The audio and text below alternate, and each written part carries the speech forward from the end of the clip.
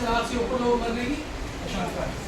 हमारे डिस्ट्रिक्ट में पहले 814 पंचायतें थी, अब कुछ मर्ज की गई है 811 के करीब पंचायतें हैं। तो मान के चलो आप हर पंचायत में कुछ ना कुछ इंसिडेंट हो सकता है। तो आपको ये जानना जरूरी है कि आपदा प्रबंधन क्या है। जानते होंगे कुछ लोगों को पता ही नहीं होगा कि आपदा प्रबंधन है क्या। जानते सभी लोग आपदा प्रबंधन क्या है? आप पार्टिसिपेट करो बीच में ना, जो ट्रेनिंग कराने वाला है ना उसका और अच्छे से बताता है। आप बोलोगे नहीं तो फिर क्या लगेगा। पार्टिसिपेट करो, क्या लगे अथॉरिटी है जो क्या करती है, आपदाओं को मैनेज करती है, चाहे आपदा आने के बाद हो या फिर आपदा आने से पहले हो। तो सबसे पहले क्या था हमारे देश में, क्या था पहले इस प्रकार की कोई भी अथॉरिटी या कोई भी डिपार्टमेंट अलग से नहीं था। होता क्या था, भूकंप आया, कोई बड़ी आपदा आई, मिलिट्री आ जाती थी, पुलिस आ जाती थी, बहुत सारी फोर्स आती थी बचाने के लिए, लेकिन उन लोगों की क्या था स्पेशल ट्रेनिंग नहीं थी, क्योंकि वो इस काम के लिए नहीं थे। उनको पता नहीं था कैसे अप्रोच करना है, किसी घायल व्यक्ति को किस प्रकार से आपने कैरी करना है। तो ज़्यादातर क्या होता है, जान बचाने वाला ही कई बार जान ले लेता है। अगर आप मिसहैंडलिंग करेंगे तो जान बचाने वाला ही जान ले सकता है। इन चीज़ों के बारे में हम लोगों ने क्या करना है, सीखना है। और ये जो ट्रेनिंग प्रोग्राम है, 2 दिन का ट्रेनिंग प्रोग्राम आपका जहाँ होगा आज और कल, आपको बताया भी क्या होगा। 1 दिन का जो आपका रहेगा वो आपने अपनी पंचायत में, जैसे मान के चलो एक पंचायत से कितने कितने लोग होंगे, 4-5 होंगे, किसी में 3 लोग होंगे, किसी में 7 लोग होंगे एक पंचायत में, इसी हिसाब से है ना। तो आपने क्या करना, आपको एक चार्ट पेपर दिया जाएगा, स्केच दिए जाएगा, आपने क्या करना अपनी पंचायत में, कहीं भी आप इकट्ठा हो सकते हैं 2-3-4 लोग, अपनी पंचायत का एक क्या करना है, मैप ड्रॉ करना, अपने नक्शा बनाना आपने, ताकि आप भी इसके साथ जुड़े। कितने लोग हैं जो इससे पहले किसी ने भी देखा हो अपने घर के आसपास खतरे क्या हैं, देखा कभी किसी ने नहीं देखा होगा। हो सकता है आपने तो अपना घर मजबूत बना लिया, लेकिन उसके पीछे क्या है, पुराना बड़ा पेड़ है या फिर कोई पानी का बड़ा टैंक बना हुआ है।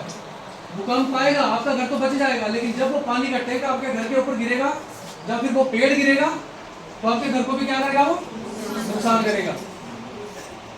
आपदा प्रबंधन का सबसे बड़ा उद्देश्य क्या है, जान बचाना।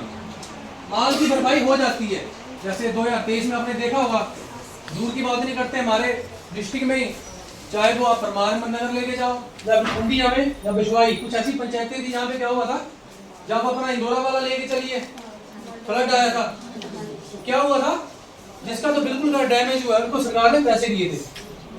पहले क्या करती थी सरकार, डिपार्टमेंट ही नहीं था, एग्रीकल्चर उसको देखती थी। फिर क्या हुआ, बड़े बड़े भूकंप आने लगे, जैसे 2001 में गुजरात का भूकंप आया, उसमें काफी लोग मारे गए। जैसे उड़ीसा में साइक्लोन आया, उसके बाद क्या है, एक अलग से अथॉरिटी बनाई गई हमारे देश में, 2005 एक्ट, शायद आप लोगों ने पढ़ा भी हो। एक अलग से क्या बनाया गया, डिपार्टमेंट, नेशनल लेवल पे क्या बनाया गया, NDMA, national disaster management authority बनाई गई। उसके साथ स्टेट में बनाई गई SDMA, state disaster management authority बनाई गई। उसी प्रकार डिस्ट्रिक्ट में भी एक अथॉरिटी बनाई गई, जिसके द्वारा ये प्रोग्राम आपको ट्रेनिंग दी जा रही है। DDMA, district disaster management authority, इसके बारे में आपको पता होना चाहिए थोड़ा बहुत। कभी कोई किसी भी प्रकार की आपदा आती है तो आप लोगों ने कहा फोन करना, कहाँ से हेल्प मांगनी है। उसके बाद गवर्नमेंट तो बना रही है, इम्प्लीमेंट कर रही है, लेकिन आगे राष्ट्र लेवल तक जाने के लिए क्या चाहिए, फोर्स चाहिए कोई। उसके बाद 2006 में NDRF बनाई गई। NDRF से क्या समझते हैं आप लोग, नेशनल डिजास्टर रिस्पॉन्स फोर्स, अलग से एक फोर्स बनाई गई।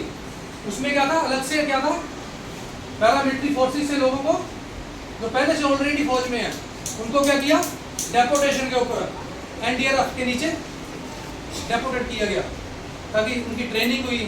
वो पीस टाइम में क्या करते हैं, लोगों को ट्रेन करते हैं, ट्रेनिंग देते हैं लोगों को। जब कोई इंसिडेंट होता है, कोई आपदा आती है, तो वो एकदम से क्या करते हैं, रिस्पॉन्स करते हैं। वो स्पेशल इसी काम के लिए उनको बनाया गया है। हमारे डिस्ट्रिक्ट में कहाँ बैठते हैं वो जानते हो सभी लोग, पता होना चाहिए। नूरपुर में, जसूर से थोड़ा सा आगे देखा होगा आपने, 14 बटालियन NDRF की टीम वहाँ पे डेपोटेट किया गया है उनको। कितनी टीम होगी उनके पास, 10 टीमें मान के चलो आप, और उसी प्रकार से एक स्टेट की भी टीम बनाई गई, SDRF, state disaster response force, वो कल आएगी, आपको कुछ ट्रेनिंग देंगे वो भी। अगर कोई व्यक्ति कहीं फंसता है उसको कैसे निकालना है, पहुंचना कैसे, बचाव कैसे करना है, घायल व्यक्ति को कैसे आपने उठा के अस्पताल तक पहुंचाना है, होममेड स्ट्रेचर कैसे बनाने हैं आपने, वो कल आपको सिखाएंगे इसके बारे में। तो क्या बनाएंगे, SDRF।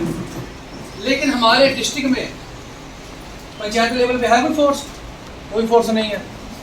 तो इसीलिए सरकार क्या कर रही है, हर पंचायत में लोगों को ट्रेन कर रही है, ताकि जब भी कोई बड़ा भूकंप आए या कोई किसी भी प्रकार की बड़ी आपदा आए तो लोग अपनी मदद कर पाए और दूसरों की मदद कर पाए। क्योंकि आप मान के चलो 811 पंचायतें हैं, 200 पंचायतों में भूकंप आया, घर टूट चुके हैं, रास्ते टूट चुके हैं, पुल टूट चुके हैं। हो सकता है फोर्स आने में कितने दिन लगेंगे, 2-3 दिन भी लग सकते हैं, 1 हफ्ता लग सकता है। तो तब तक क्या है, काफ़ी कैजुअलिटी हो सकती है। आप ट्रेंड होंगे, अपने आप को बचाएंगे।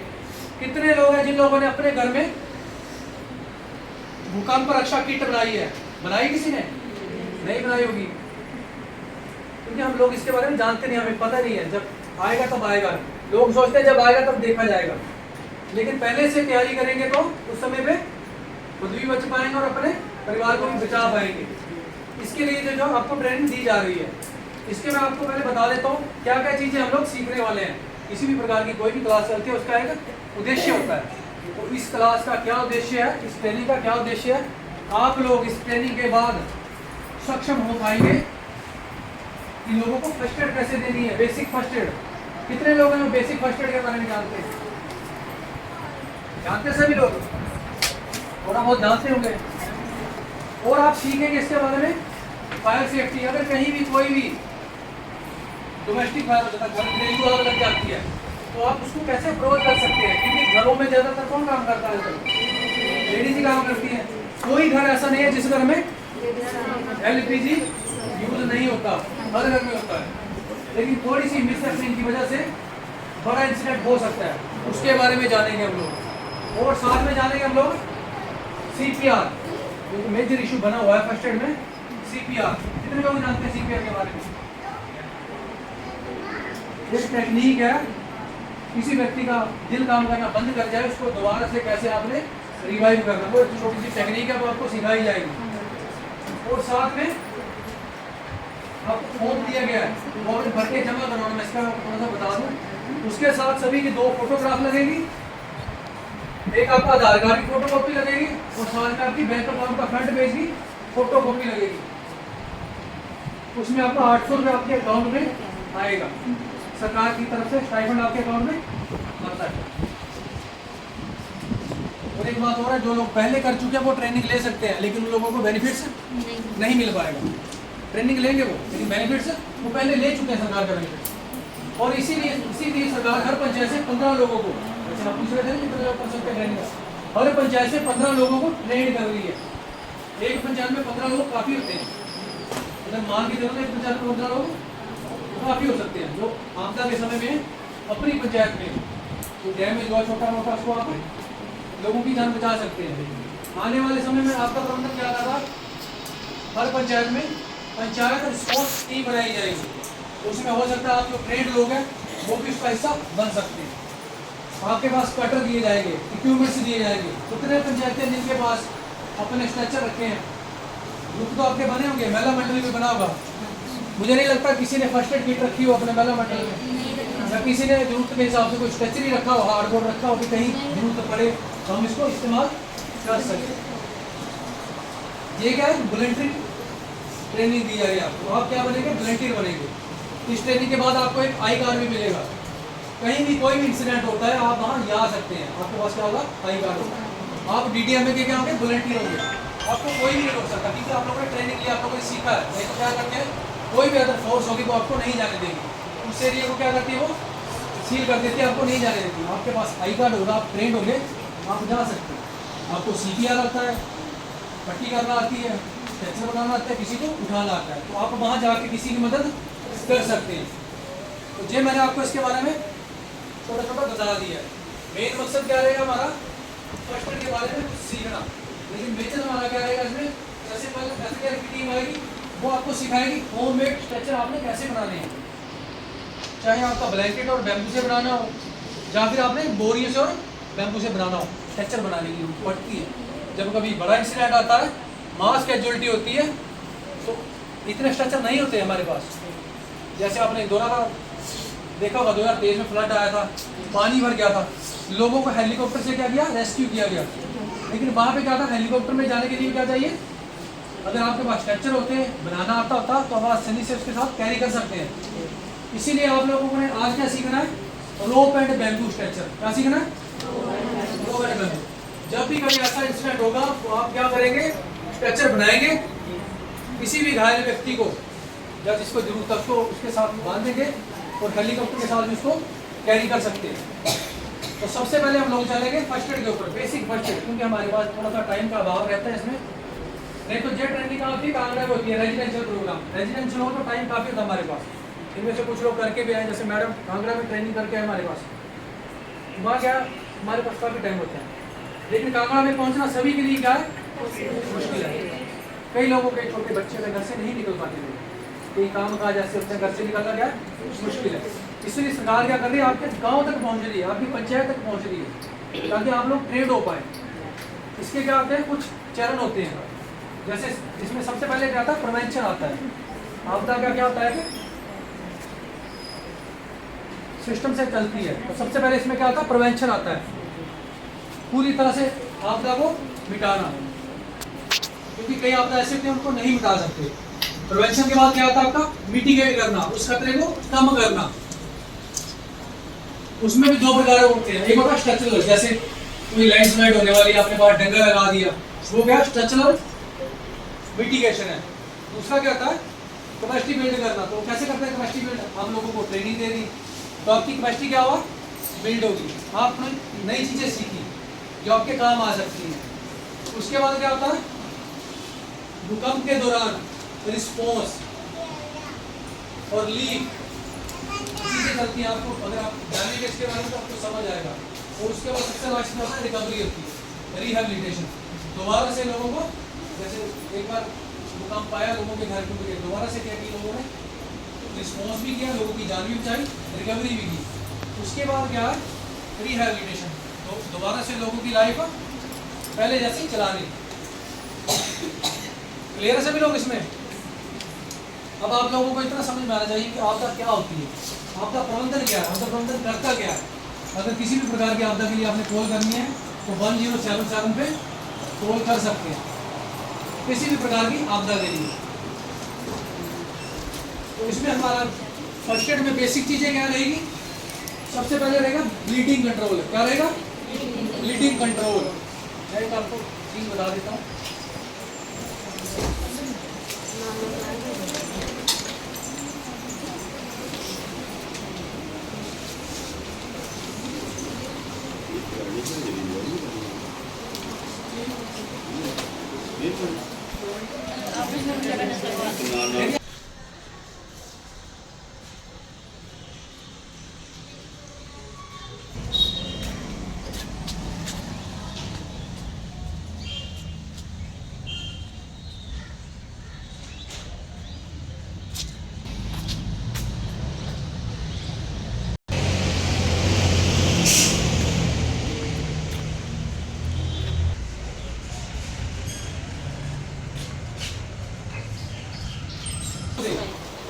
देखने से, सुनने से और प्रैक्टिकल करने से।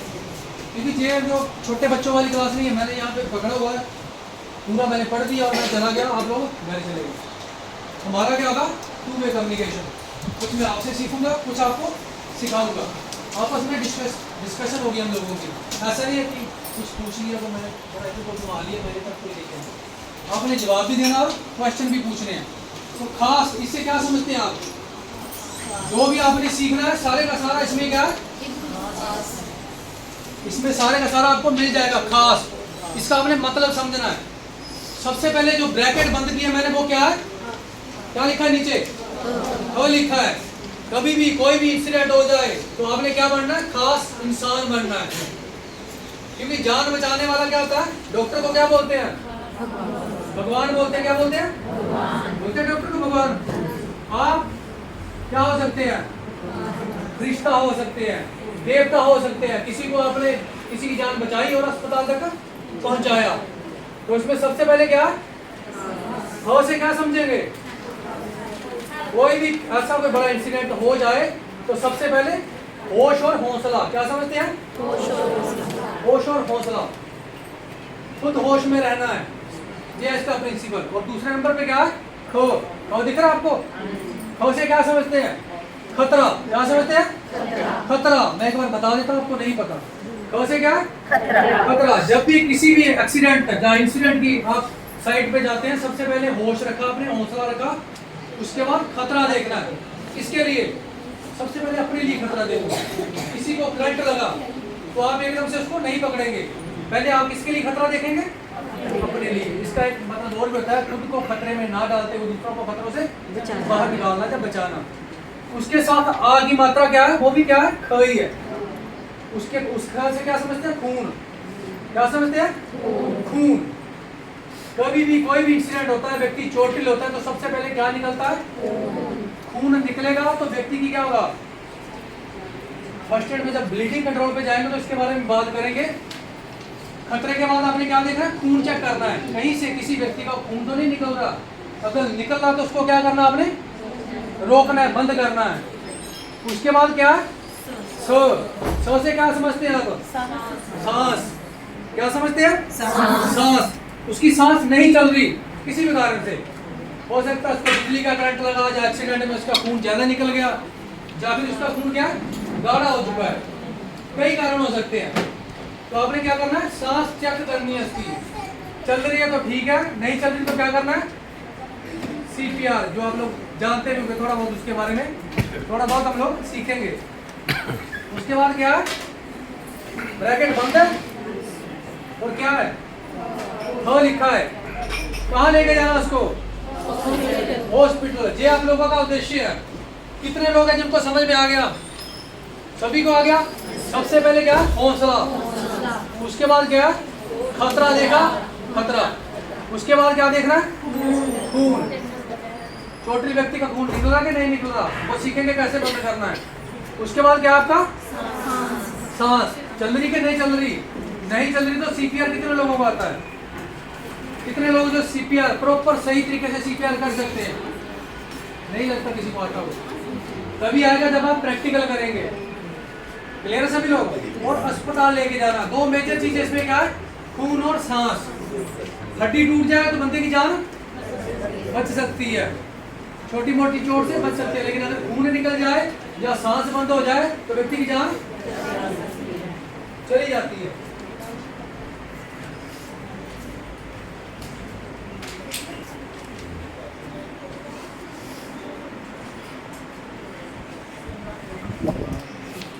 पहले बताया फर्स्ट एड के बारे में। सबसे पहले क्या सीखेंगे? फर्स्ट एड के बारे में बेसिक चीजें। इतनी बड़ी कोई साइंस नहीं सीखनी, हम लोगों ने क्या सीखना है? खून को रोकना सीखना है, और अगर सांस नहीं चल रही किसी की उसको दोबारा से कैसे चलाना है, ये चीज हम लोगों ने फर्स्ट एड में सीखनी है। क्योंकि टाइम का थोड़ा सा क्या है? कमी रहती है हमारे पास। पास में हॉस्पिटल है, जब आपके पास आई कार्ड आएगा आप हॉस्पिटल में जाके पट्टियाँ करना कितने प्रकार की करते हैं वो सीख सकते हैं।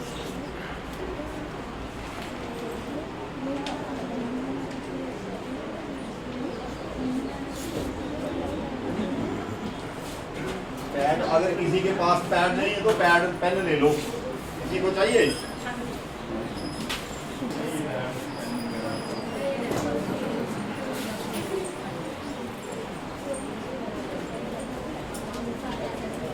जैसे मैंने बताया आपको, सबसे पहले क्या सीखेंगे हम लोग? Bleeding control. क्या सीखेंगे?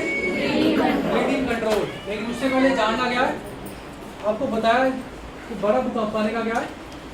आशंका बताई जा रही है। अगर जैसे मान के चलो यहाँ भूकंप आता तो आप क्या करेंगे? सबसे पहले यहाँ कहीं साइन बोर्ड भी लगाए आपको देखने के लिए। तो अगर किसी भी प्लेस पे आप किसी भी मीटिंग में या कहीं और किसी भी इंस्टीट्यूट में, जहाँ अपने घर में भी हैं, तो अगर भूकंप आता तो आप क्या करेंगे? सबसे पहले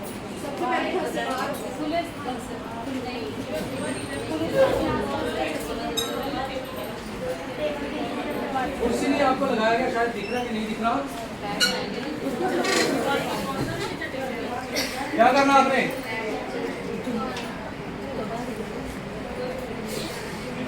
DCH मेथड है तो क्या लिखा है, आपने ड्रॉप करना है, कवर करना और होल्ड करना होता है, क्योंकि भूकंप आता है कुछ सेकंड के लिए, वेव्स आती हैं कुछ सेकंड के लिए। इधर करता हूँ, सभी देख लो। कितने लोग जानते हैं भूकंप क्या है? भूकंप के बारे में जानते हैं? कितने लोग जानते हैं भूकंप क्या है? सभी लोग जानते हैं क्या होता है भूकंप? क्योंकि जैसा सीखा हम लोगों ने, शुरू से सीखते आए, हम लोग उसी को मान लेते हैं, चाहे वो गलती हो। हम लोग भी यही सुनते थे पहले बड़े बुजुर्गों से, आप लोगों ने भी सुना। पृथ्वी क्या, बैल के सींग के ऊपर पृथ्वी है, जब वो थक जाएगी देखेंगे, जब पढ़ेंगे तो आपको पता चलेगा। टेक्टोनिक प्लेट्स के ऊपर हमारी पृथ्वी है, वो मूवमेंट करती रहती हैं, जब आपस में टकराती है तो प्रेशर रिलीज होता है, तो क्या होता है, जमीन हिलती है। अगर आपको कोई ऐसे पूछ ले भूकंप क्या होता है, तो आप क्या बोल सकते हैं, जमीन का हिलना क्या है, भूकंप है। शेकी को आप जमीन का हिलना क्या है, भूकंप है। तो जब जमीन हिलेगी तो क्या होगा, कौन मारता है, भूकंप मारता है। कितने लोग समझते हैं भूकंप मारता है? कितने लोगों को लगता है कि अगर भूकंप आएगा बड़ा तो भूकंप हमें मार देगा?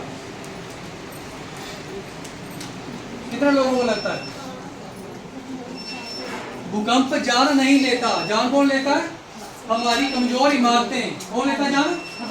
हमारी कमजोर इमारतें जान लेती हैं, क्योंकि पता ही नहीं था मिस्त्री को सरिया किस एंगल पे मोड़ना है। इसीलिए हर पंचायत से 5 मिस्त्री की ट्रेनिंग हो रही है कांगड़ा में, ताकि उनको बताया जाए, इंजीनियर उनको ट्रेनिंग दे रहे हैं तो सरिया किस एंगल पे मोड़ना है। अगर सरिया सही तरीके से नहीं जोड़े तो बिल्डिंग हिलेगी तो वो गिर जाएगी।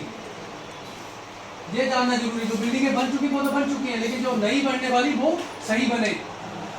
थोड़ी बहुत क्रैक्स होंगी, आपको बाहर निकलने का मौका मिल जाएगा। पहले आपको सिखाया जाएगा बिल्डिंग कितने प्रकार से गिरती है, कितने पैटर्न उसको बांटा जाता है, क्योंकि बिल्डिंग गिरती है उसको भी प्रकार में बांटा गया है, तो पहले आपको सिखाया जाएगा। कितने लोगों को लगता है हमारा घर बिल्कुल सही बना है?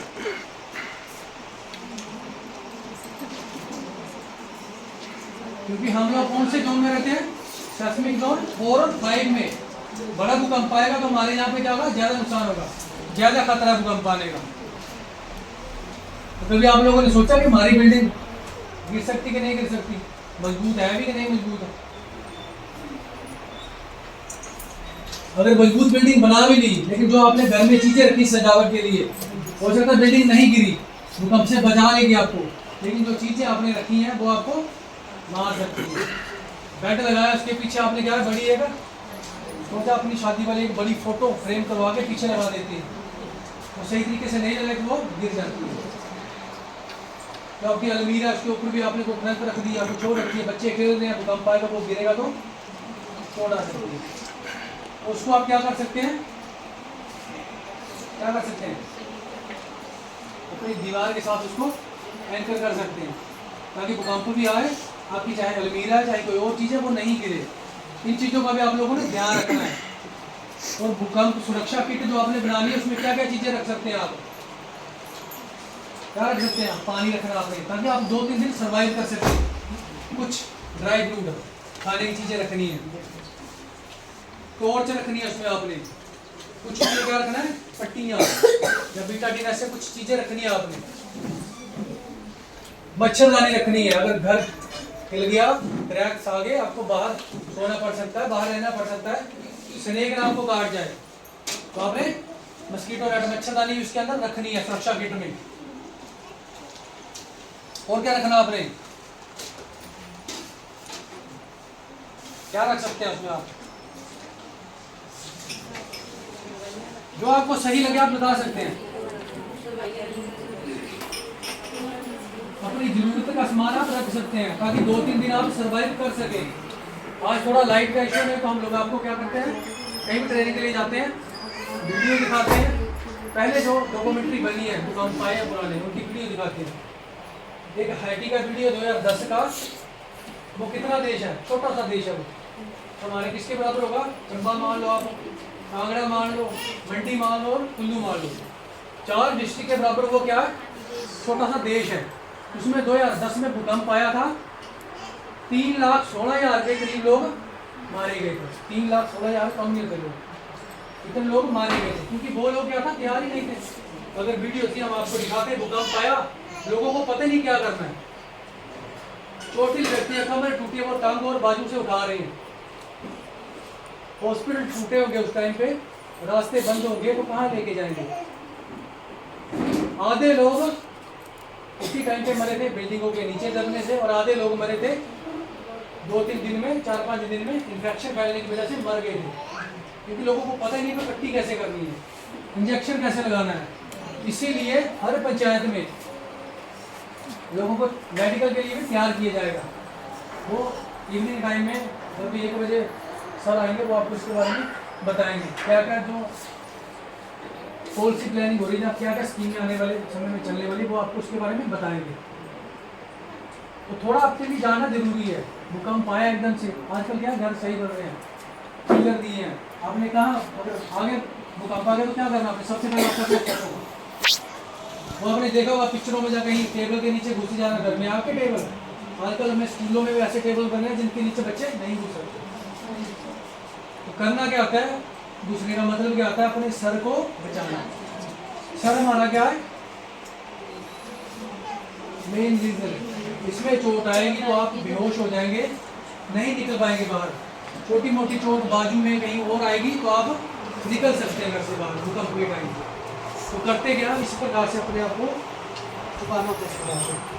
तो इससे क्या होता है, आपकी गर्दन भी कवर हो जाती है, सर भी कवर होता है। गर्दन इसलिए कवर करते हैं क्योंकि ये रीजन हमारा क्या है,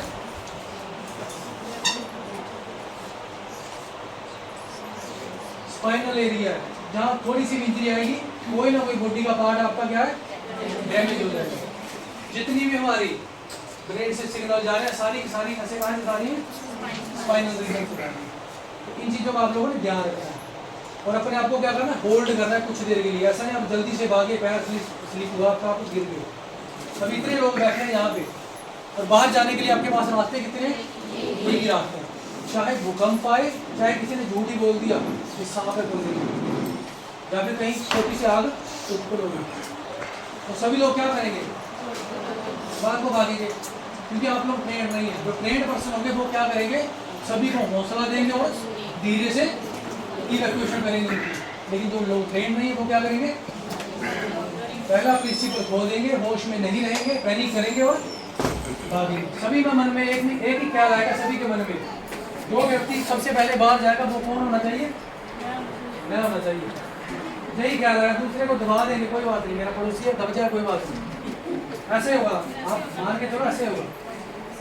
तो आपने क्या होना है, ट्रेंड होना है, सीखना है। आपको पता आपने क्या करना है, कुछ सेकंड के लिए होल्ड करना है। आप दीवार के कोने में चले गए, पिलर के नीचे खड़े, अपने आप को कवर कर लिया, कुछ भी नहीं आपके पास, तो आप क्या कर सकते हैं, आपके पास मान के चलो बैग ही है। इस प्रकार से क्या करना, आपने अपने आप को इस एरिया को बचाना है। इस प्रकार से कहीं कोने में क्या करना है, इस प्रकार से कुछ सेकंड के लिए आपने क्या करना है, अपने आप को कवर करना है। तो उसके बाद क्या होगा, भूकंप रुका, और उसके बाद आपने क्या करना है, बाहर निकलना है। बाहर भी कहाँ निकलना है, खुली जगह में। ऐसा नहीं इसी बिल्डिंग के बाहर ही आप खड़े हुए, कभी कोई भी बिल्डिंग हो, उससे कितनी दूर जाना है, 1.5 गुना दूर आपने जाके खड़े होना है। अगर घर से बाहर है तो खुले मैदानों में चले जाएं, बिजली के खंभों से, पेड़ों से दूर चले जाएं। ड्राइव कर रहे हैं तब भी अपनी गाड़ी को कहाँ खड़े करना है, खुले मैदान में, जहाँ कोई भी खतरा ना होगा। भूकंप से पहले सुरक्षा किट बनानी, जो मैंने आपको बताया। भूकंप के दौरान आपने क्या करना है, अपने आप को सेफ करना है। अगर आप सेफ है तो दूसरे को भी बचाने की भूकंप के बाद कोशिश करनी है। क्लियर है सभी लोग, कर सकते कि नहीं कर सकते। जैसे लगता है आपको कि ट्रेनिंग ली, 800 रुपये आया, घूमे थोड़ा सा, घर से निकलने का टाइम तो दे नहीं रहे थे। सीखना है, सीख पाएंगे। और इसी के साथ कुछ अपॉर्चुनिटी आपके लिए, वो सर आएंगे आफ्टरनून में, आपको बताएंगे क्या क्या आपके अपॉर्चुनिटी आपको अपनी पंचायत में कुछ हो सकती है, वो उनके बारे में वो बताएंगे सर आपको। हम लोग बात करते हैं फर्स्ट एड की।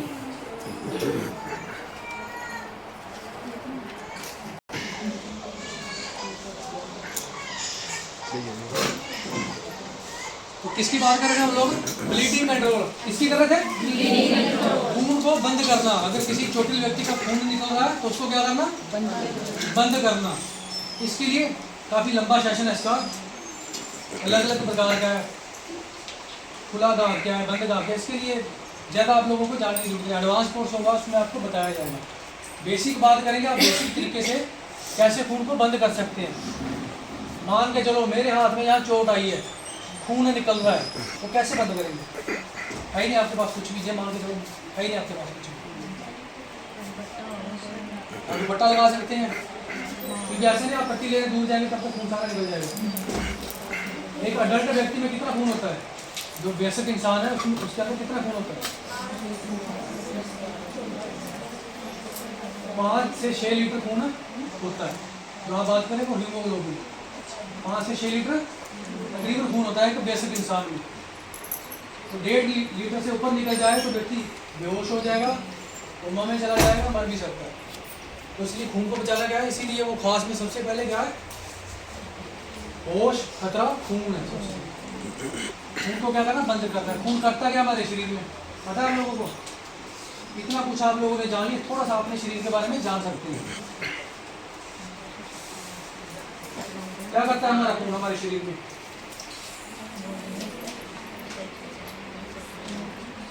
जो भी हम लोग खाते हैं वो सारा खून के माध्यम से शरीर के अंदर हमारा शरीर बना सेलों से। हर एक सेल को क्या चाहिए? ऑक्सीजन चाहिए, और जो हम लोग खाना खाते हैं उसमें से न्यूट्रिशन चाहिए, पोषक तत्व चाहिए। तो कौन लेके जाता है? खून लेके जाता है। खून के माध्यम से पूरे सेलों तक वो पहुंचता है। तो इसीलिए खून क्या है, एक तो हमारे टेम्परेचर को भी मेंटेन रखता है। जब व्यक्ति मर जाता है, दिल उसका काम करना बंद कर देता है, खून रुक जाता है, तो बॉडी बिल्कुल क्या बढ़ जाती है? ठंडी बढ़ जाती है। तो कैसे करेंगे ब्लीडिंग कंट्रोल? 4 प्रकार से ब्लीडिंग को कंट्रोल किया जाता है। बता देता हूँ, जब भी कोई भी पूछे आप बता सकते हैं, जान सकते हैं इसके बारे में। सबसे पहले क्या कर सकते हैं? कुछ भी नहीं आपके पास, चोट आई, आपने क्या किया? साफ कपड़ा लिया, दुपट्टा लिया, कुछ नहीं आपके पास, हल्का सा साफ किया, उसके बाद उसके ऊपर रखा, दबा दिया। डायरेक्ट प्रेशर बोलते हैं उसको। क्या बोलते हैं? सबसे पहला माध्यम क्या है? डायरेक्ट प्रेशर देना उसको। उसके बाद क्या है? दूसरा क्या तरीका होता है? एलिवेट करना। एलिवेट क्या होता है? ऊपर करना। एलिवेट 2 ही चीज़ों को कर सकते हैं, बाजू को और टांगों को। 2 चीज़ों को हम क्या कर सकते हैं? एलिवेट कर सकते हैं, बाजू को और टांगों को। और तीसरा तरीका क्या है? प्रेशर पॉइंट दबाना। क्या तरीका है? प्रेशर पॉइंट दबाना। तो प्रेशर पॉइंट कहाँ है हमारी बॉडी में? अगर हाथ में चोट आई तो इसका प्रेशर पॉइंट कहाँ है? बाजू में। जहाँ दबाएंगे हमारी जो वेन्स जा रही है, नर्व्स जा रही है, वो दबेगी, तो ब्लड का फ्लो क्या होगा? कम होगा, खून बंद हो जाएगा। ये तरीका ब्लीडिंग कंट्रोल करने का। 3 तरीके आपको मैंने बता दिए। चौथा तरीका क्या है? टोर्निकेट। लेकिन वो कब करनी है? जब हाथ कट चुका हो, कोई भी शरीर का भाग कट जाए तब करते हैं टोर्निकेट, या फिर हैवी ड्रेसिंग करते हैं, मोटी पट्टियाँ बांधते हैं और टोर्निकेट करते हैं। टोर्निकेट करने का भी क्या तरीका है? तरीका है भाई आप आएंगे, आपके माध्यम से बाकी लोग सीख पाएंगे।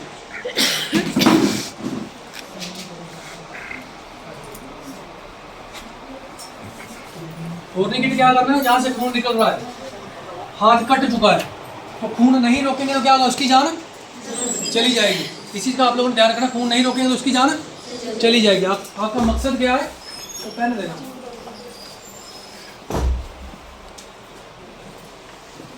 आपका मकसद है इसके खून को रोकना, और इसको कहाँ पहुँचाना? अस्पताल। कहाँ पहुँचाना? अस्पताल। कोई चांस नहीं आपके पास जहाँ से पूरा हाथ कट चुका है। मैंने बताया टोर्निकेट सबसे लास्ट ऑप्शन है। तो क्या करना है? एक तरीका क्या है? जहाँ मैंने पकड़ा, अगर नहीं नॉलेज हुआ तो आप ऐसे करेंगे, कस के बांधी, यहाँ मैंने 2-3 गांठ लगाई, पूरा टाइट कर दिया इसको। अब क्या हुआ? खून तो उसका बंद हो गया, लेकिन जो यहाँ तक बाजू बची है, जो इसमें सेल है, उनको भी खून पहुँचना क्या हुआ? बंद हो गया। वो सेल मर जाएंगे। उसके बाद हो सकता है इसकी बाजू यहाँ से काटनी पड़े। तो इसलिए टोर्निकेट करने का सही तरीका क्या है? एक आपने गांठ लगानी है, चाहे रस्सी हो सकती है, कपड़ा हो सकता है, इस प्रकार से लगा दिया। उसको थोड़ा सा क्या रखना है? लूज रखना है। उसके ऊपर कोई भी, मेरे पास तो पेन है, लकड़ी हो सकती है, मेटल का टुकड़ा हो सकता है, यहाँ लगाया आपने, यहाँ पे क्या किया, बांध दिया उसको इस प्रकार से।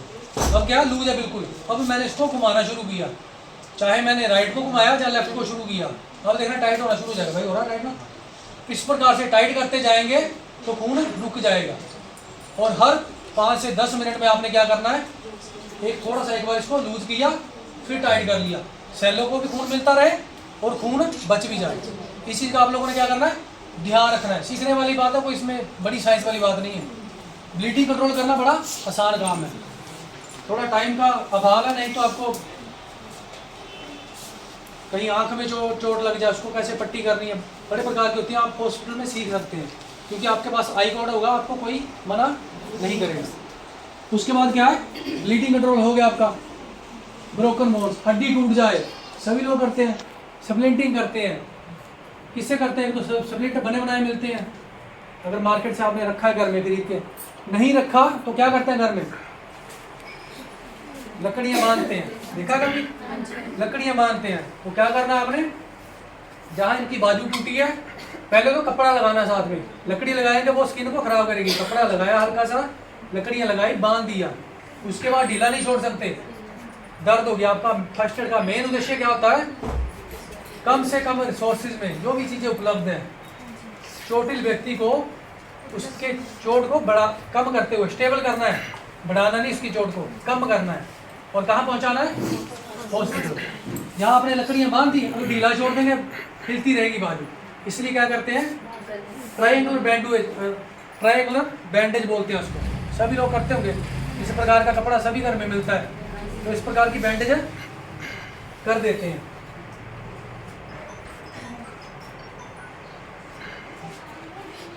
जहाँ आपने क्या करना है, बांध देना, बांधते कि नहीं बांधते, इस प्रकार से, ताकि उसकी बाजू हिले ना, आप उसको अस्पताल पहुँचाएं। लेकिन जहाँ बांधते हैं इसका ध्यान नहीं रखते हम लोग, स्पाइनल एरिया में बांधते हैं, जहाँ मैं अगर गांठ लगाऊंगा तो गांठ क्या करेगी, जहाँ लगती रहेगी चुभती रहेगी, तो इसलिए जहाँ भी क्या करना है, सॉफ्ट चीज लगानी है। तो कपड़ा लगा सकते हैं, लगा सकते कि नहीं लगा सकते, ये एक तरीका है स्प्लिंट करने का, अगर हड्डी टूट जाती है तो। उसके बाद क्या है, उसके अगर कोई व्यक्ति जल जाता है, जैसे फायर की बात कर रहे हैं हम लोग, आप किचन में काम करते हैं, कहीं आपके ऊपर तेल गिर जाता है या ऐसी आग लग जाती है, तो क्या करना आपने, स्किन आपकी जल जाती है, तो क्या करना आपने, क्या करते हैं, कोई खोल के लगा देता है, कोई आलू काट के लगाएगा, कोई बर्फ लगाएगा। लेकिन आप लोगों ने क्या करना है, हमारी स्किन की कितनी लेयर होती है, 3 लेयर होती है, 3 ही होती है ना। जब वो स्किन जलती है तो हम लोग डिग्री उसको मेजर करते हैं, first degree burn, second degree burn और third degree burn. First degree burn क्या होती है, सबसे ऊपर की स्किन जलती है हमारी, हल्की सी ब्राउनिश हो जाता है कलर, उसका भूरा कलर हो जाता है, जलन होती है बहुत ज़्यादा। उस कंडीशन में हमने क्या करना है, सी होते हैं, 3 सी या 4 सी भी बोल देते हैं। सबसे पहला हमारा काम क्या होगा, उसमें कूलिंग करना, उसको ठंडा करना है। तो कोलगेट से ठंडा नहीं होगा वो, आपने क्या करना है, नॉर्मल पानी के नीचे उसको रख देना है, टूटी छोड़ दी, 15 से 20 मिनट उसको क्या करना है, पानी के नीचे रखना ताकि ठंडा हो जाए। उसके बाद उसको कवर कर सकते हैं, लेकिन कवर किससे करना है, प्लास्टिक का पॉलीथीन ले सकते हैं, उससे कवर कर सकते हैं। अगर वो स्किन आपकी सूख जाएगी, जैसे बर्फ लगाएंगे तो वो ड्राई होगी और ज़्यादा जलन होगी, इसलिए क्या करना है, उसको लिफाफे से कवर कर सकते हैं या कपड़ा गीला करके कवर कर सकते हैं। और दूसरी, अगर 2nd डिग्री बर्न होगा तो क्या करेंगे, अगर दूसरी लेयर हमारी जलती है चमड़ी की, तो छाले क्रिएट होते हैं, देखे आपने, छाले बन जाते हैं। तो कौन बनाता है उनको, हमारी बॉडी खुद ही बनाती है ठंडा करने के लिए, वो बॉडी काम करती है। हमारी बॉडी में कितना पानी है, कितने % पानी है, 70 के करीब पानी है, तो वो क्या करती है, खुद ही छाला क्रिएट करती है ताकि ठंडी हो जाए। उसमें भी आपने क्या करना है, पानी फेंकना है, उसको फोड़ने की कोशिश नहीं करनी, पानी फेंकना उसके ऊपर।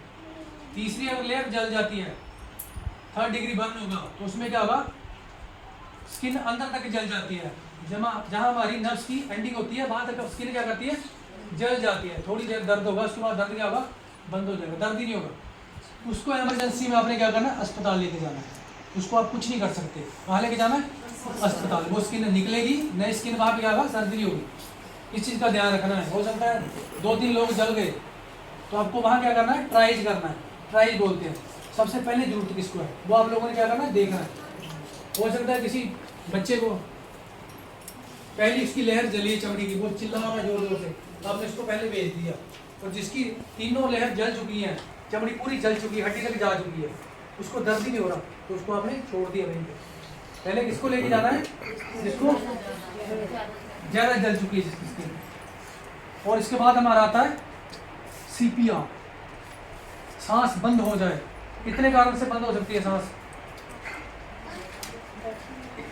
कितने कारण से हमारी सांसें बंद हो सकती है। दिल काम करना बंद कर सकता है। आजकल तो हर थोड़े दिनों में कहीं न्यूज मिल जाती है आपको देखने को, कोई डांस कर रहा है, डांस करता करता गिर जाता है, उसका दिल फेलियर हो जाता है, कार्डियक अरेस्ट बोलते हैं उसको। अगर उसको हम लोगों ने ठीक करना तो क्या सीखना पड़ेगा हमें, CPR। तो CPR की फुल फॉर्म क्या आती है, जानते हैं आप लोग, CPR बिल्कुल, कार्डियो, बिल्कुल। तो कार्डियो से क्या समझते हैं आप, कार्डियो मतलब हमारे दिल से रिलेटिव, हमारा दिल। और दूसरा क्या है, कार्डियो पल्मोनरी, क्या होती है वो, हमारे फेफड़ों से रिलेटिव, जो भी हमारा सांस लेने वाला सिस्टम है उससे रिलेटिव होती है।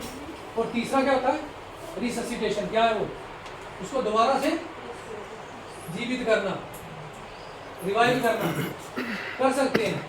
2 प्रकार से हमारी मौत होती है, कितने प्रकार से, 2 प्रकार से। और कौन से हैं, एक होता है क्लिनिकल डेथ और दूसरा क्या होता है, बायोलॉजिकल डेथ। 2 प्रकार से।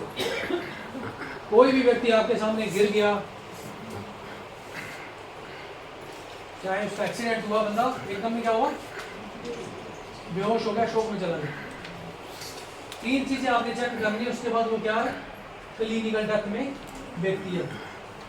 बंदे का दिल काम करना बंद कर जाए, सांस आना बंद हो जाए, तो बंदा क्या है, क्लिनिकल डेथ में चला जाता है। तो यदि उसको 4 से 6 मिनट में आपने CPR अप्लाई नहीं किया तो वो क्या होगा, बायोलॉजिकल डेथ में जाना शुरू हो जाएगा। एक बार वो बायोलॉजिकल डेथ में चला गया, दोबारा जिंदा नहीं हो सकता। तो है क्या बायोलॉजिकल डेथ और क्लिनिकल डेथ। क्लिनिकल डेथ हमारी है, दिल काम करना बंद कर जाए, सांस हमारी रुक जाए, वो क्या है, क्लिनिकल डेथ, मर चुका बंदा। लेकिन उसके दिमाग के सेल क्या है, जिंदा है। जैसे सेलों की बात हुई थी, हमारी बॉडी किससे बनी है, सेलों से बनी है। बाकी बॉडी पार्ट में सेल कुछ देर के लिए क्या है, मर जाते हैं, जिंदा हो जाते हैं। आपने देखा होगा, आप रात को सो गए, बाजू आपकी नीचे दब गई, खून की सप्लाई बंद होगी, तो सुबह उठते तो कैसा लगता है आपको, लगता है बाजू सो गई मेरी, बाजू है ही नहीं। तो वो क्या चीज़ है, सेलों को खून नहीं मिला तो सेल क्या हुए, चाहे बेहोश हो गए, या मान के चलो बेहोश हो गए या मर गए। उसके बाद सुबह आप उठे, खून जाना शुरू हुआ, ऑक्सीजन मिल गई सेलों को, तो सेल क्या हुआ, चल पड़े। लेकिन दिमाग के सेल ऐसे हैं, एक बार मर जाते हैं, दोबारा जिंदा नहीं होते। 4 से 6 मिनट में मरना शुरू हो जाते हैं। अगर 10 मिनट से ऊपर हो जाए तो बड़े चांस कम हो जाते हैं जान बचाने के। इसीलिए हमने क्या करना है, क्या चाहिए दिमाग के सेलों को, ऑक्सीजन चाहिए। कौन लेके जाएगा, खून। दिल काम नहीं करेगा तो कौन लेके जाएगा, आप खुद ने पहुंचानी है आर्टिफिशियल तरीके से, उसको खुद मैनुअल तरीके से दिल को पंप करवाना है आपने। बिल्कुल सरल तरीके से हम लोग आपको सिखा रहे हैं। अगर फिर भी समझ नहीं आएगा तो आप पूछ सकते हैं। दिल को क्या करना, आपने खुद पंप करना है, वो भी एक तरीका है करने का। CPR किसको देना, आपने किसको देना, किसको नहीं देना, किसको देना CPR,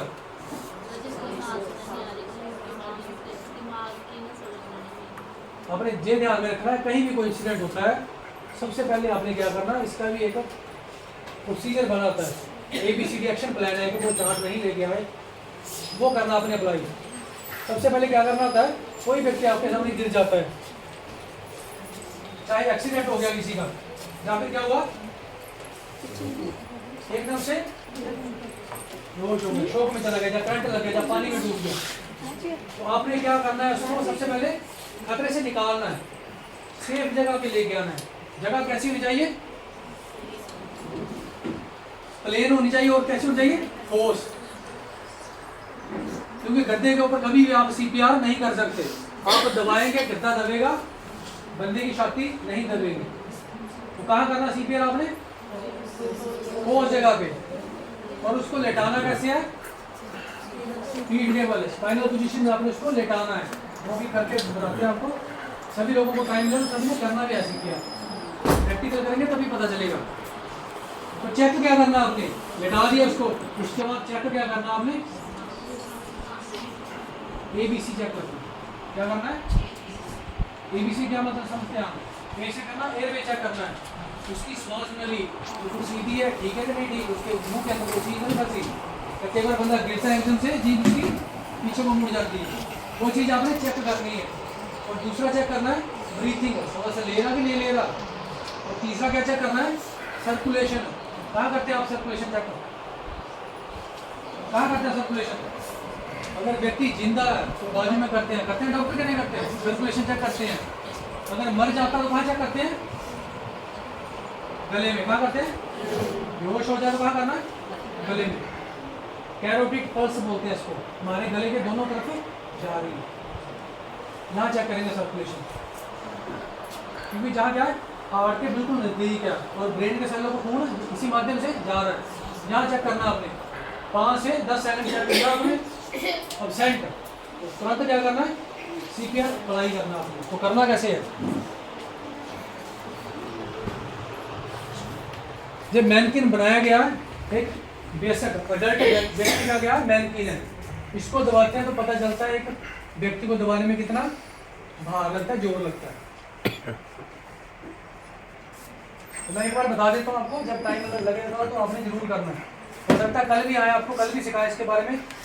मेरे पास सिखाने के लिए चीज़ें काफ़ी हैं, लेकिन टाइम की क्या है? कमी है। अभी थोड़ा फायर सेफ्टी के बारे में हम लोग सीखेंगे और एक स्ट्रेचर बनाना सिखाएंगे आपको, जो हो सकता है कल ना सीख पाए, आप छूट जाए।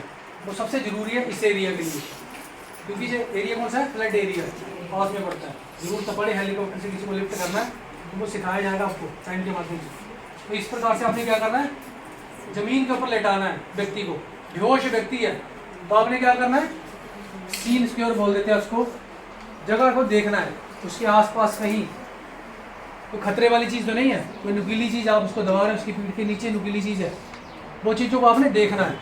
उसके बाद सबसे पहले काम क्या होगा? उसके पास बैठना। मैं यहाँ बता देता हूँ आपको एक बार।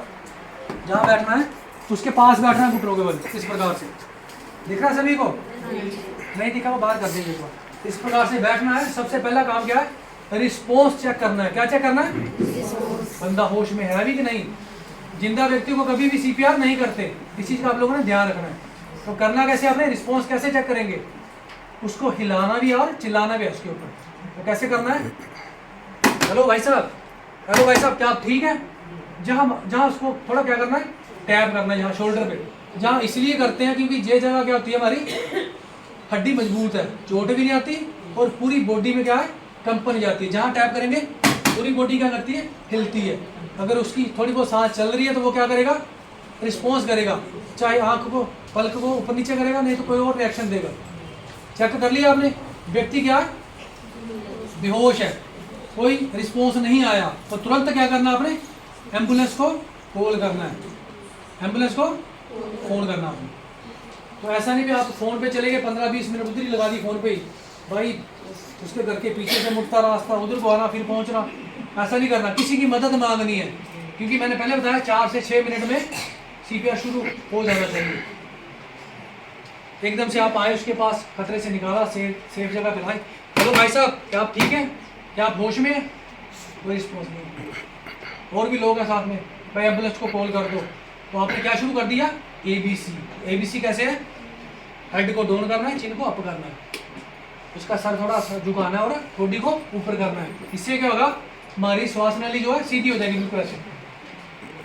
उसके बाद मुंह खोल के थोड़ा देख सकते हैं उसके मुंह के अंदर अगर एक्सीडेंट हुआ है, कोई बिल्डिंग गिरी है, उसके अंदर मुंह के अंदर कोई भी चीज़ फंसी तो नहीं, अगर जीभ तो नहीं उसकी पीछे को मुड़ गई, अगर कुछ भी नहीं है, ठीक है। तो उसके बाद आपने क्या करना? ब्रीथिंग चेक करने का तरीका है। कौन सा तरीका है? LLF method, look listen feel. तो कैसे करना है, अपने गाल को उसके मुंह के पास लेके जाना ऐसे। मैं यहाँ बता देता हूँ, सभी लोगों को नहीं दिखेगा। इस प्रकार से बंदा है, उसके पास बैठे हैं, इस प्रकार से उसको लेके जाना है, इस प्रकार से। देखना कहाँ है, छाती के ऊपर है। छाती उसकी ऊपर नीचे हो रही कि नहीं हो रही। अगर सांस लेगा तो छाती क्या होती है, ऊपर नीचे होती है। और साथ में सुनना क्या है, यहाँ कान लगाना उसके मुंह के पास। अगर वो सांस लेगा तो थोड़ी क्या करना है, सांस आ रही कि नहीं आ रही, आवाज भी सुनाई देगी। और वो अगर ले रहा है तो आपको गर्माहट भी फील होगी। यहाँ पे 3 चीजें देखनी है। नहीं आ रही तो उसके बाद क्या करना, सर्कुलेशन चेक करनी है। तो कैसे करनी है सर्कुलेशन चेक, इस प्रकार से। जहाँ गले के ऊपर आपने क्या करना है, 2 उंगली से जहाँ देखना है, यहाँ लगाया आपने, जहाँ भी लगा सकते हैं। लेकिन ये थोड़ा सा मैसेज गलत इसलिए जाता है, लोग इकट्ठा हो जाते हैं, दूर से देखने में लग रहा होगा आपको मैं इसका गला दबा रहा हूँ, ऐसा कुछ फील हो रहा है आपको, जहाँ मैंने उंगली लगाई, इसलिए जहाँ से लगाते हैं, ताकि किसी को कोई हो सकता है लोगों ने आपको ही पीटना शुरू कर दिया, इसने मार दिया इसको, इस तरफ से कर दिए सर्कुलेशन चेक को। 5 से 10 सेकंड किया आपने, कोई है ही नहीं सर्कुलेशन, अब्सेंट है इसकी पल्स, तो आपने तुरंत CPR शुरू करना है। तो करना कैसे है, दिल का हम लोगों का कहाँ है, बोलते हैं लेफ्ट तरफ है, सेंटर में होता है, थोड़ा सा क्या होता है, टिल्ट होता है, मुट्ठी के जैसा दिल है, थोड़ा सा क्या है, टिल्ट होता है।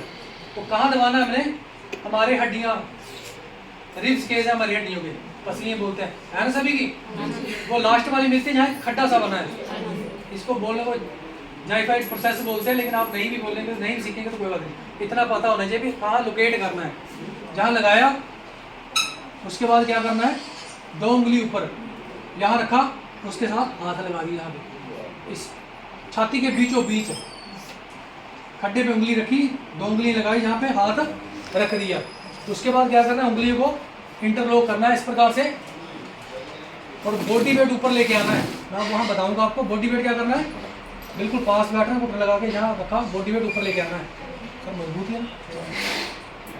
उसके बाद क्या करना, दबाना शुरू करना है। तो दबाना कितना है, 2 इंच, 5 से 6 सेंटीमीटर आपने क्या करना है, छाती को दबाना है। एक बेसिक इंसान को CPR में 3 प्रकार से दिया जाता है।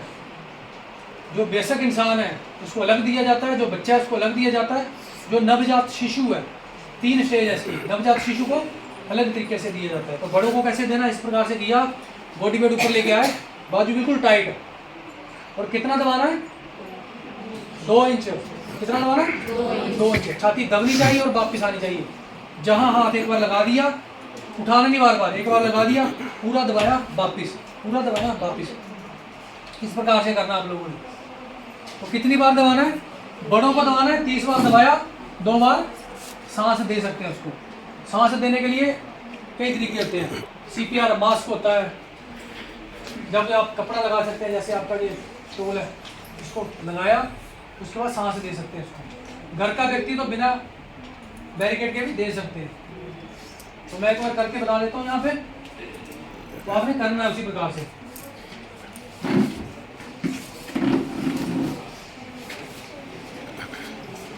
इस प्रकार से पास गए आपने, पूरा आपने प्रोसीजर फॉलो किया, यहाँ लेके आए और दबाना, देखना दबाना कैसे है, बॉडी वेट ऊपर लेके आए और शुरू कर दिया आपने CPR। 1 2 3 4 5 6 7 8 9 10 11 12 13 14 16 17 18 19 20 21 22 23 24 25 26 28 29 1 29 के बाद 1 बोलना है। 1 इसलिए बोलना ताकि आपका 1 साइकिल पूरा हुआ। अगर ज़्यादा लोग हैं जख्मी तो 5 साइकिल देने हैं, उसके बाद हैंड ओवर कर देना किसी और को। अगर तो एक ही व्यक्ति है, रोज़मर्रा की ज़िंदगी है, घर में हुआ किसी को, तो उसको आपने क्या कब तक करना है, जब तक आप अस्पताल नहीं पहुंच जाते या फिर एम्बुलेंस आपके पास नहीं पहुंच जाती। 30 बार दबाने के बाद क्या करना, 2 बार सांस देनी है। कैसे देनी है, नाक को दबाना है, जहाँ ठोडी से पकड़ना है, सांस भरी, फिर छोड़ दिया, फिर किया, इस प्रकार से 2 सांस आपने देनी है, फिर आपने दबाना शुरू कर देना। ये है अडल्ट व्यक्ति के लिए। और छोटे बच्चों के लिए क्या होता है, जो नवजात शिशु है, इनको इन्फेंट भी बोलते हैं। 1 दिन से लेके 1 साल के बच्चे को क्या बोलते हैं, नवजात शिशु, 1 साल से लेके 8 या 10 साल के बीच में क्या होता है, चाइल्ड होता है, और उससे ऊपर क्या है, अडल्ट है। तो बच्चों को कैसे देना, इस प्रकार से रखना, आपने बाजू के ऊपर रख लिया, नीचे भी रख सकते हैं, लेकिन अगर आपने अस्पताल ही लेके जाना है, गाड़ी में बैठ के यहाँ पर दे सकते हैं। तो देना कहाँ है, इसकी छाती के बीचों बीच। तो बच्चों को देने का तरीका क्या है, अंगूठे से देना है इस प्रकार से,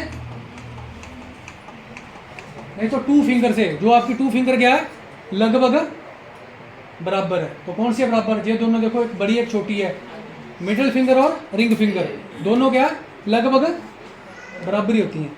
इनको जहाँ लगाया 1 2 3 4 5 6 7 8 9 10 11 12 13 14 15, बच्चे को 15 बार देना है। और 2 उसको क्या देने हैं, सांस, पूरा सांस नहीं देना उसको, बच्चों को देने पफ। पफ और सांस में क्या अंतर है, सांस आपने पूरा भरा, पूरा दिया, पफ में क्या है, छोटे, फूंक मारना छोटा सा, सांस लिया। बच्चे का नाक और मुंह दोनों अपने मुंह में लेने हैं, क्योंकि छोटे हैं वो, आपने लिया, मुंह में लिया, इस प्रकार से पफ देने हैं, क्योंकि उसके अभी लंग्स क्या है, छोटे हैं, डेवलप हो रहे हैं, डैमेज हो सकते हैं। इस चीज़ का आप लोगों ने क्या करना, ध्यान रखना है। ये है CPR का प्रोसीजर देने का। अगर बच्चा बड़ा है तो उसको एक हाथ से दे सकते हैं। बच्चे को भी क्या रेशो रहेगी, 30 और 2, 1 मिनट में 100 से 120 बार आपने दबाना है। कितनी बार दबाना है, स्पीड आपने जो रखनी है, 30 बार दिया, लेकिन स्पीड क्या होनी चाहिए, 1 सेकंड में 2 बार। अगर आपने घर में प्रैक्टिस करनी है तो घर में कैसे प्रैक्टिस कर सकते हैं, ऐसा नहीं आपने जहाँ सीख लिया घर में किसी को लटा लिया और CPR शुरू कर दिया। कभी भी ऐसा नहीं करना, जिंदा व्यक्ति को कभी भी CPR नहीं देना। घर में सीखने का तरीका क्या है, पानी की बोतल 1 लीटर वाली होती है, प्लास्टिक वाली, उसको कितना करना है, 70% भरा, उसको दबा के देखा कि 2 इंच के करीब दब रहा कि नहीं दब रहा। अगर तो दब रहा 2 इंच के करीब थोड़ा, तो उसके ऊपर आप मैट रख सकते हैं, पिल्लो रख सकते हैं। उसके बाद जैसा मैंने बताया, पोजीशन बनाई, और आपको कैसे पता चलेगा आपने 1 सेकंड में 2 बार दबाया, तो उसके लिए आपके पास क्या फोन है, तो उसमें आपने क्या करना है,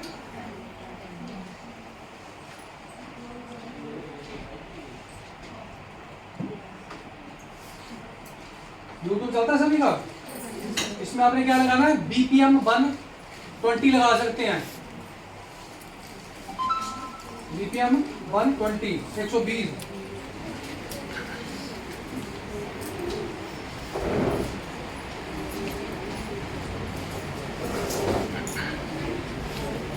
दबाना है, प्रैक्टिस करने के लिए बता रहा हूँ आपको, क्योंकि घर में प्रैक्टिस करेंगे तभी आप सीख पाएंगे। यहाँ एक बार कर लिया भूल जाएंगे। ये प्रैक्टिस करने का तरीका आपका, BPM लगाया 120, इस स्पीड से आपने क्या करना है, प्रैक्टिस करनी है। पानी की बोतल को कितना भरना है, 70%, ताकि 2 इंच तक दब जाए बोतल। उसके ऊपर मैट रखा, पिल्लो रखा,